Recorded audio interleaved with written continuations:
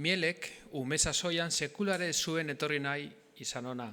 Ez zuen Madrildik atera nahi, instituzion libre de enseñanzan hartzen zituen eskolak eta nahiago zuen erakunde horrek antolatzen zituen udalekuetara joan, Kantabriara. Ez zuen ezer jakin nahi aitaren herri txiki hartaz. Gerra iritsi zenean baina gauzak okertu egin ziren. Argüellesen zuten etxea hondatu egin zieten bombardaketa batean.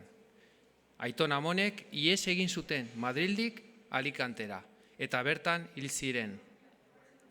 Amak ezin izan zuen jasan bere amaren heriotza eta bera ere hil egin zen penaz. Mielek esaten duenez.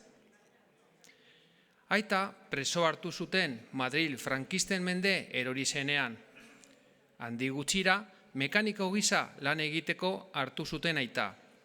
Eta lan horrek aukera ematen zion ordu batzuk kartzelatik kanpo egiteko. Horrek salbatu zion bizia. Tamalez, gela amaitu zenean Serrano Suñer politikariak hartu zuen Madrilgo agintea eta gauzak aldatu egin ziren goitik bera. Errepresioa areagotu egin zen. Fusilaketak agindu zituen Suñerrek. Mielen aita horrelase hil zuten. Aitak zer gerta ere papertxo bat emana zion Mieli helbide batzuekin. Sumatzen zuen lehenxeago edo geroxeago hil egingo zutela. Aitak esan zion, berari zerbait gertatuz gero, helbidaietako batera joateko, eta ondo hartuko zutela. Helbideak denak ziren Ondarroakoak.